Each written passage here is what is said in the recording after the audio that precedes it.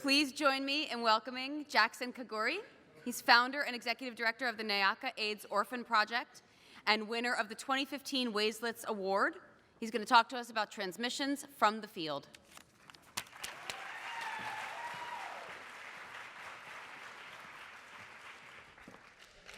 Hello, everybody.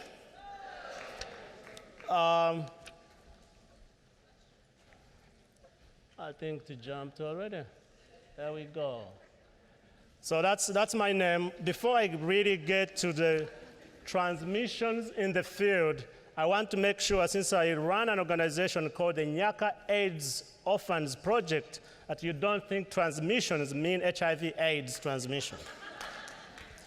But I also want to make sure that I say and recognize that though I won the Waislitz Global Citizen Award, there were 4 finalists, and some of them are here. So I would like to take a minute to just recognize Naira, recognize Daphne, there's Naira, recognize Gary White, running these amazing organizations. It was not a competition, everybody won, and we do come from the ground. So I'm going to take you on a journey to Uganda. My name is Twesigye Kaguri. I was born and raised in a tiny village in Uganda. Most of what you've heard today and what you continue to hear, United Nations and goals that we set many years ago, education for all. 2015, we still have 62 million children who are not in school.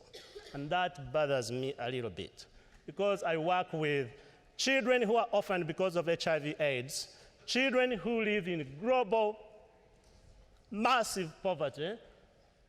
I'm just going to put it right here. Let it go. Who live in poverty, whose parents have died because of HIV/AIDS, who live so far away from United Nations that they don't know even what the word United Nations and what it means. I come from that kind of background.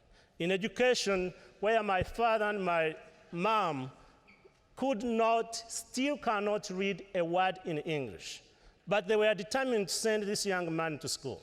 Not only me, but 5 of my siblings. How they do it? They don't have money. We have chickens, we have goats. In the village where I was born, to go to school, you have to have a pencil in your hand.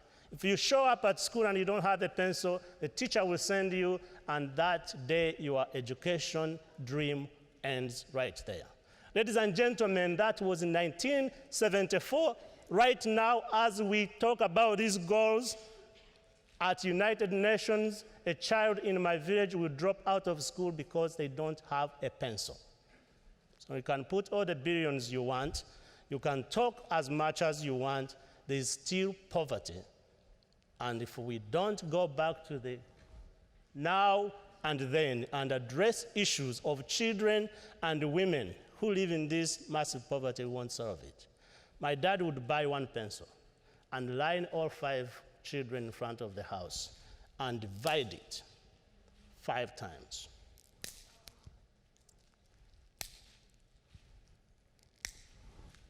For this, 1/5 of a pencil, I was able to go to school, I was able to get education and come to Columbia University right here in New York.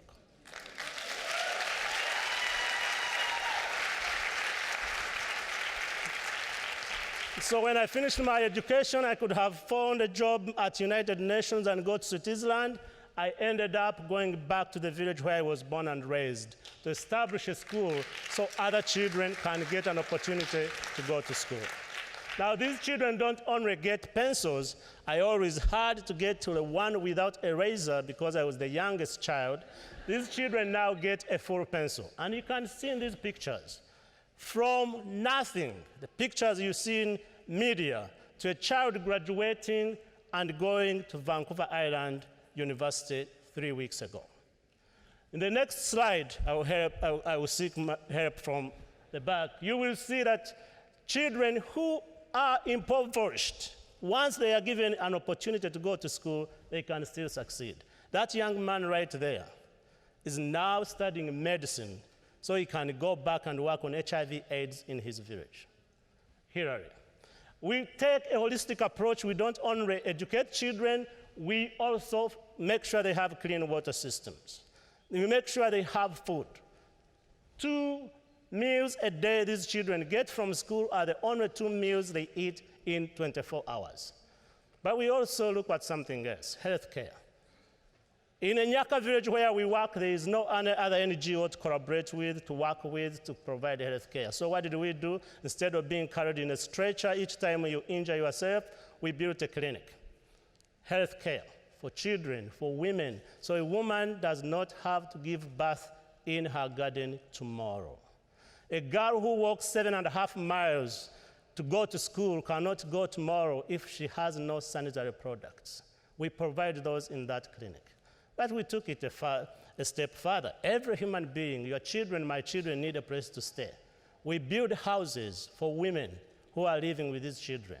We work with 7,000 grandmothers. Some of them who are so old, we provide housing. You can see a before and after. Some of you don't know that actually a toilet is an outside house. So a grandmother who is 75 years of age with arthritis in her legs cannot walk from her bed at night for that distance to go to that toilet. There's no power, there's no flushing toilet. What does she do? Maybe she should call United Nations.